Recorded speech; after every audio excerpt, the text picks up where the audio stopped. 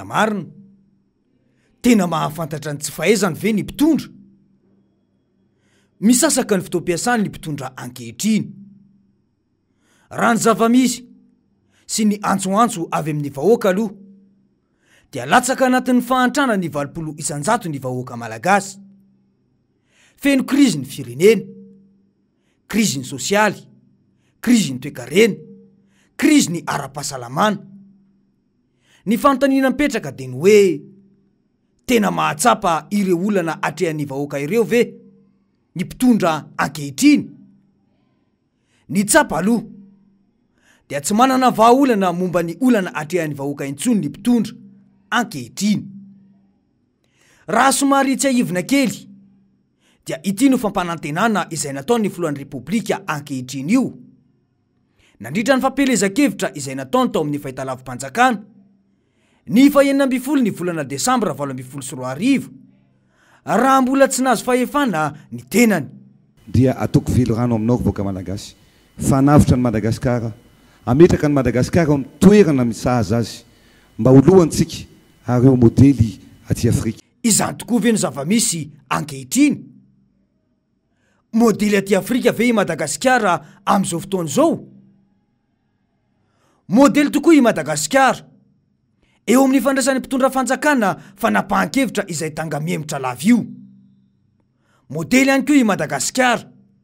raha resaka fahantram-bahoaka sy loto kanefa ny mpitondra miadam-pinaritra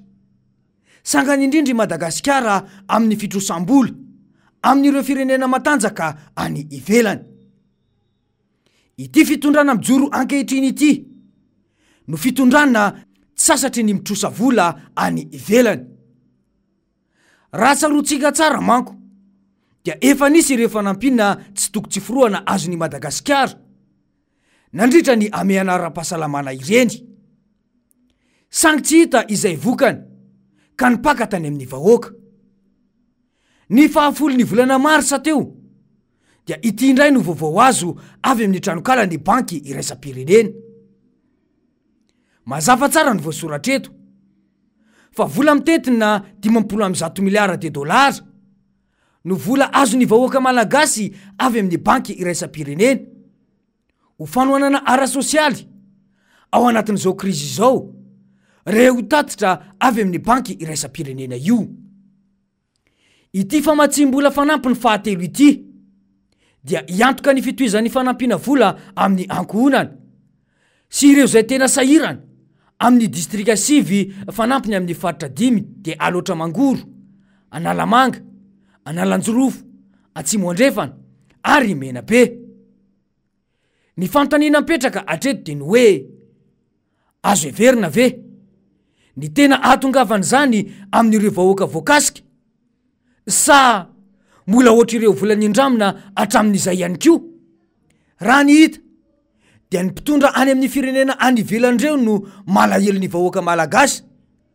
amin'izao zava-misy eto amin'ny firenena izao fa tsy ny mpitondra mihitsy ity mantsy no fanazavana nataon'ny filoha Marc Ravalomanana rehefa avy nanao fidinana ifotony sy ny tafa tamin'ny vahoaka malagasy ny tenany so hoe tambatra ho azy eo reo iny mampitambatra azy fahasairana menjady azy ny fijaliana efa tena latsaka amin'ny antsana mangitsikingitsika mihitsy zao mivahoaka ka hoy iaho hoe tonga ho azy eo reo vahoaka reo zay le lazaiko hoe vonjadona mihitsy ny atao président tsisy farany mba tonga avakely aty dia lasa nandeha dia lasa koa izy nanaraka zay iny izy tsy fantatro ny sasana mba misy manao an'izany na tsisy fizalo ny hitako e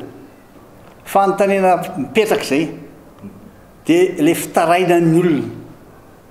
la izy hoe vonjeo président fa tena lozy ity tsy mihinan-kanina zay anana namidinay voreo président fa tena tsy mianatra ny zanakay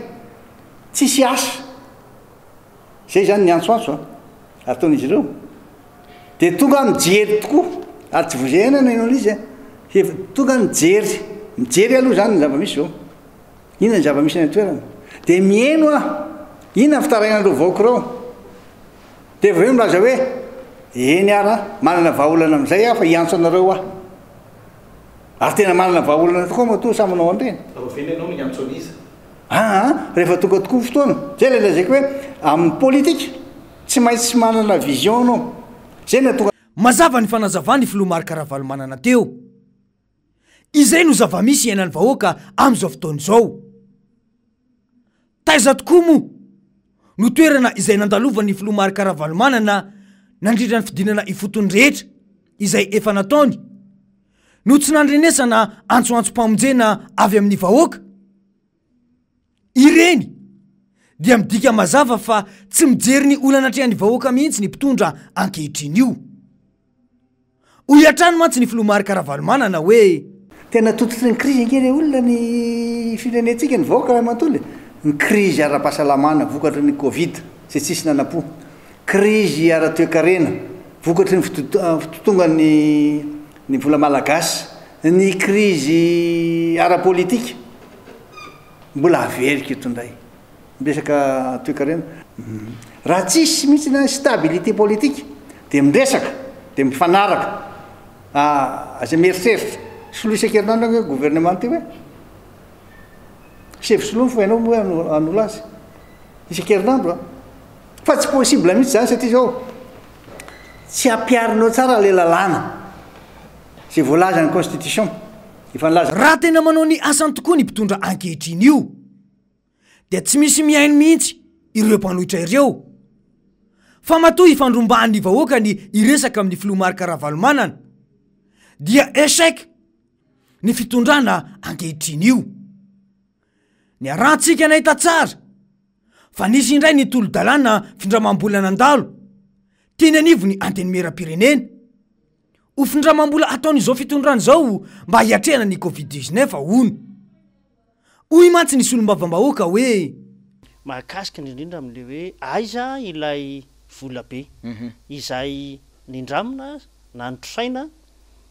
sy fanomezana avy amin'ny mpiara-miombonantoka hiatrehana amin'ny valanaretina covid-19 raha ity vola indramina farany ity zao a dia marihana fa mandritra ny 2 taona no amerenantsika azy zany hoe taranaka fara-mandimbitsika ireo zany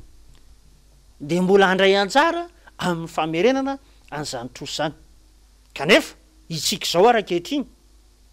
dia sahirana amin'ny fahazahoana valiny amin'ny fampiasana ny vola teo aloha sy ity mbola ho avy ity mahakasika ny fanontanianao teo ny hoe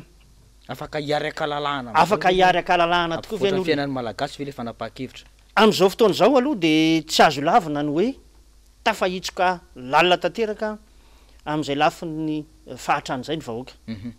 izay no mahazo ny firenena amin'izao fotoana izao bokandroa sy Madagasikara izany no misy dia noho ny tsy fahaiza-mitantany ny mpitondra avokoa tsy misy ny paikady matotra fa izay tandrifiny loha hoy ny fomba fiteny izay dia atao avokoa findramam-bola etsy findramam-bola eroa kanefa ny fiainam-bahoaka miamtsotsoroka atrany raha nyresaka momba ny zava-misy ankehitriny io mo Andriamatoa Andrinirina Rajoelina dia ity no norazainy ary aoka tsy hoararotiny ny fahasairanana sy ny fahantrana vokatra izao valanaretina izao mazava ny nambarany teo ny teboka voalohany aloha dia mahatsapa ny filoham-pirenena fa mahantra ny vahoaka malagasy ankehitriny ary latsaka ao anatin'ny lavaka mangitsokitsoka ny firenena izay tantaniny ny fanontaniana mipetraka dia ny hoe ino no vahaolana hoentin'ny mpitondra manoloana io fahorim-bahoaka io atramin'izay ny teboka faharoa dia fomba fiteny mialan-draikitra io tenin'Andriamatoa Andrinirina Rajoelina io vahaolana natolotra manko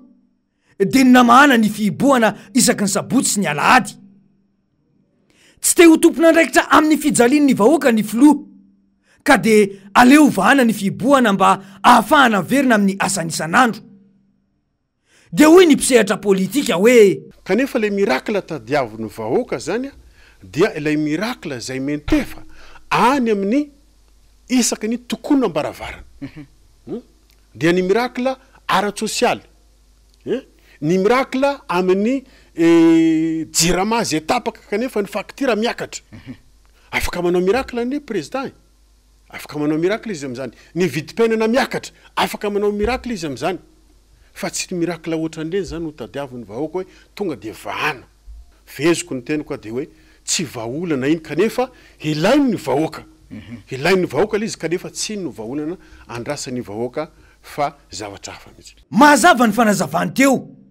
mba hafantatry ny mpitondra tokoa moa ve ireo fahasahiranana ny ainan'ny vahoaka tao anatin'izay fiboany izay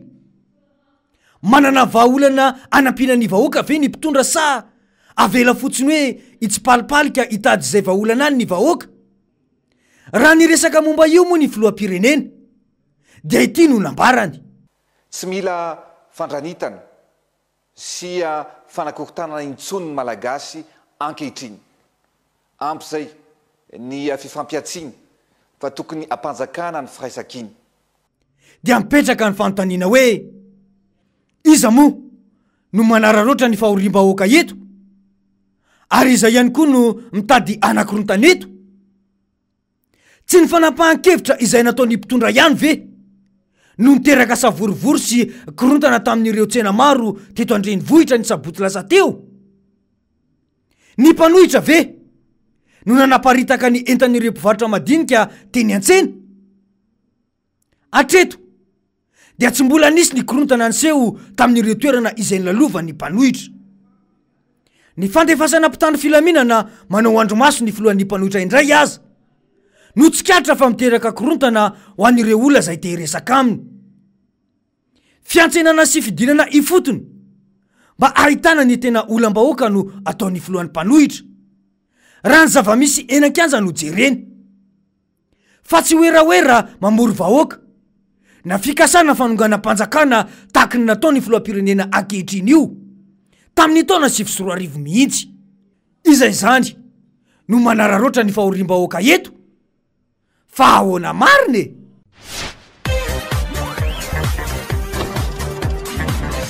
ahoana mariny